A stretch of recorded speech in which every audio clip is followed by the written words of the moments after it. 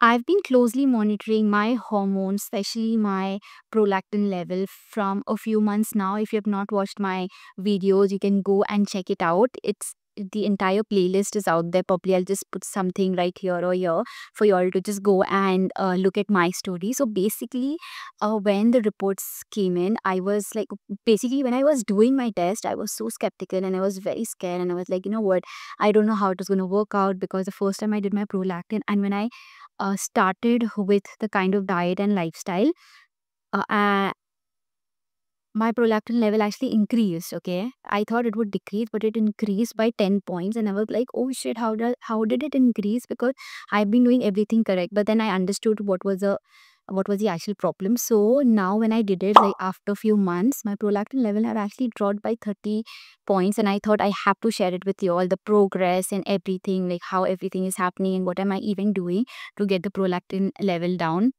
So I'm going to talk about it briefly, but yes, I'm so happy about it. So I just wanted to share it with you. Let me talk about what I feel have contributed to this prolactin level going down. Number one, I think, is the Ayurvedic medication that I've been taking. So it's been like a month, like proper month now, that I've been on like proper prolactin medication from Ayurveda. It has been not a very pleasant taste and everything, but I'm very happy. I'm like, if this is working, I have to give it all. And also I would like to share this picture that I saw. I'm not sure if I get the picture. I'm just going to pop it right here. So I saw this picture and I was like, yeah, it's so damn true. Like people are like in the queue, like standing in a queue to do IUI and IVF, but I see none of them standing in a queue for changing their lifestyle. I agree that it is your call that you want to do IUI, IVF, for everything that is out there. It's entirely your call. But then, if your body is very much capable of you conceiving naturally, then why not? Why not give it a try? It's all about lifestyle change. I know that, you want to eat what you want to eat, you want to sleep when you want to sleep, and then you have all your stress and everything, but that can be put in control if you do it with ikdam shiddat, you do it with 100% into it. So I think that's extremely important. So I've been following everything that my doctor has been telling in terms of medication, and and how to take it and how much dosage. It had been a little difficult because uh Ayurvedic medication is not how you think it is. English medicines, you can still take it whenever you want, but Ayurvedic medication have to take in at a certain point, uh, to whatever the doctor says. So you have to be very, very careful about it. So I think that worked. It was all about consistency and discipline. And I think with this Ayurveda thing, it's going to be like a year in July. So I think with this whole Ayurveda thing, my whole lifestyle, the way I think about life, how I pursue life, my perspective, everything is changed. I've become more consistent, in not in terms of only fertility, but also in terms of my work, in terms of how I want to live my life. I've become more disciplined. So I'm like, I can see the changes apart from this thing that is going on. I can also see a lot of me evolving, if I have to say. So it's really beautiful journey. So I really like that. Number two is yoga. I've been practicing yoga again. There was like big gap in between because I really did not feel like doing it, because I was not able to do it.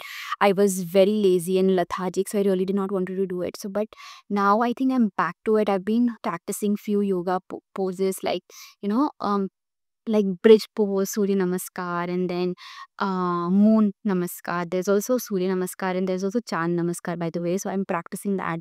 So using a lot of strength training. I've been doing the weight training at home. So been doing that at home. I'm not going to gym or any yoga classes. Doing everything at home. The doctor have actually told me what kind of poses I have to do. She had told me like few months ago. So I've been practicing that. So I think that is helping. Meditation is helping so much. I never thought that I would meditate, to be very, very honest. I was like, who does meditation? But I think that has made me so much calmer. Have made me so much composed. I know what I'm doing. I've become so much little patient. I know how to, I have always been like this impulsive, impatient person, but I think I'm not there yet, but I'm still practicing, and I think it is all working out. So I love that about it. Number three, obviously, have to be about stress. I was someone who was like an overthinker, which I am right now also, but I know how to, take care of my mind, to take care of my gut and my soul and everything, and see what I can do to manage everything. It's been like crazy ride. There are so many ups and downs that are happening. There's so many things that are happening around me in terms of work, in terms of, um a person stuff, and then family, and then friends. There's so many changes, but I've learned to adapt. I've just learned to let go of things which is not important, and still learning, but I think I'm practicing stress management, which is so much working for me. Especially, like I said before, meditation just works. When I started meditation, I was just doing it for like 30 seconds, but now I think I can pretty much sit for about 15-20 minutes, so which is like a big deal, right? So eventually it's going to probably increase, or I'm just going to stick to whatever I'm doing right now. But yeah, it has really helped, and it has made my life so much calmer. I tend to get very protective about my own people. I tend to get more concerned, and I overthink, and then my overthinking goes to another level, and I'm not able to take care of it. The stress hormones just fluctuates, and then I feel lazy, I feel lethargic, I feel like not doing anything, and then I'm just, very angry and furious and frustrated. So I think I have tried to manage that. I have tried to tell myself that, what, I'm important, I have to take care of myself, and rest will follow. If I'm happy, I can keep the front person happy. If I'm not happy, I'm just going to make the space a negative, basically, to be very honest. I really want all positive vibes. I really want good people around me. So I think I've also started eliminating toxic people from my life, and I've just kept people whom I love, and I really know that they just want the best for me. So I've just kept that, and I think that have really helped. The sanity have really helped. I mean, just kept everything so positive. So that has helped for me. So the last one is food, and we know that all of us love food. There's nobody who would say that, I don't love food and all of it. Everybody loves food in their way and shape and form and everything. So I love my food. I love a good plate of everything. Okay. If you tell me to experiment, I would be up there to, see what it is, how it tastes and everything. But I think you should also understand that, you should also understand your body needs. You should also understand that if you are allergic to something, you should not be taking it. Should not take a lot of things that would trigger your body, so and cause inflammation, basically. So I think that have really helped. I have understood that dairy never suited me, and this is something that I've realized now. I do have coffee once in a while, if I have to say, like once in a month or twice, or maybe once in 2 months also, is something that I have, and I have very little if I really feel like, because it was all rainy and the climate was super dull. So you have feel like having it. So when you feel like having it, just have it. Just have it in portion control, and that's about it. So I think that has helped me. I've been eating a lot of veggies in terms of, pulao, or sambar. I'm making all of those stuff which I've loving. By the way, I've loved eating sambar, I've loved eating pulao. These are like my two staple foods that whenever I feel that I have to eat healthy, I just reach out for it, because it has everything. Like sambar has your protein, it has, because it has dal, and then all the vegetables that you put, all the fiber is there. I focus on like pumpkin and bottle gourd, so that, they say that it is very good, and it digests very easily. So I've been focusing on that. So yeah, and I've been loving eating dark chocolates. I mean, I just eat a whole scoop of dark chocolate. Scoop in a sense, like one candy bar of a dark chocolate, which is like proper 70% made of dark chocolates. I have that. So if I have that craving, because I'm not any which ways a sweet tooth, I like something that's a little bitter. So I like that. So yeah, it has really helped. Food have really helped. And I think whatever challenges I had, like not eating mutton and not eating chicken and fish and everything, I did have it very, very, very occasionally.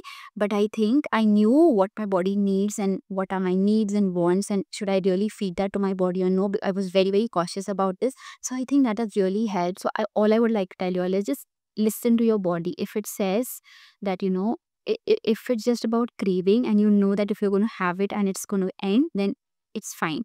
But if you're under stress and you want to have, and you're having craving, then you go and eat more, more, more. It is not going to help, because then obviously it is going to trigger, and the inflammation is going to come back.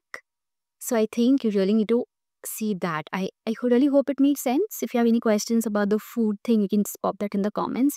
I would really help you with it. So also I've tried and have nuts like Brazil nuts, sunflower seeds, pumpkin seeds. I've tried to incorporate that in my dark chocolates or also in my food. I've also tried like this millet pancake. By the way, I've also posted like a shorts on that. I actually made pancakes that was from the brand Gladful, if I remember.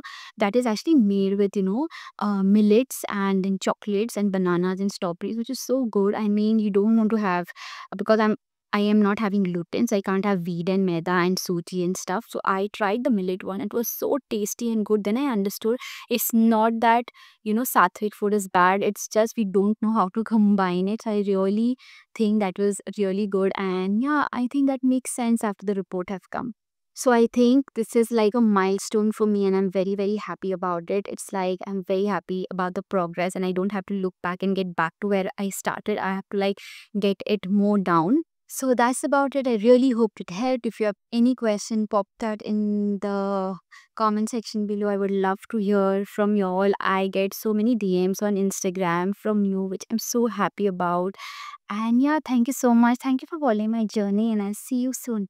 Love, love.